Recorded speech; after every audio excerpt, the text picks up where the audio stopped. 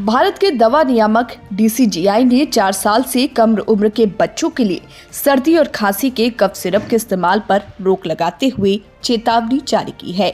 DCGI ने 18 दिसंबर को सभी राज्यों को एक लेटर लिखकर 2 दवाओं क्लोरफेनिरामाइन मैलेट और फेनाइलफ्राइन के कॉकटेल का उपयोग करने बनाए गए सिरप की पैकेजिंग पर लेबलिंग इसके मुताबिक करने को कहा है। दरअसल इन दोनों दवाओं के मिश्रण से तैयार किए गए सिरप या गोलियों का इस्तेमाल सामान्य सर्दी के लक्षणों के इलाज के लिए किया जाता है। ये प्रतिबंध सिरप के इस्तेमाल से दुनिया भर में 141 बच्चों की मौत के मद्देनजर लिया गया है। सभी ड्रग कंपनियों को निर्देश दिए गए हैं कि इन दोनों दवाओं के इस्तेमाल से तैयार सिरप की लेबलिंग तुरंत अपडेट करवाएं। राज्यों के लिखे गए लेटर में कहा गया है कि इन दोनों ही दवाओं के मिश्रण की फिक्स डोज कॉम्बिनेशन को प्रोफेसर काकेट की समिति द्वारा तर्क संगत घोषित किया गया और समिति की सिफारिश के आधार पर इस कार्यालय ने 18 महीने के नीतिगत निर्णय के तहत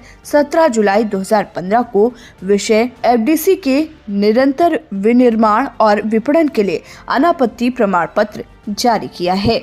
लेटर में आगे कहा गया है कि शिशुओं के बाद अस्वीकृत एंटी कोल्ड ड्रग फार्मूलेशन को बढ़ावा देने के बाद चिंताएं सामने आ रही हैं। इस मामले पर विचार विमर्श किया गया था।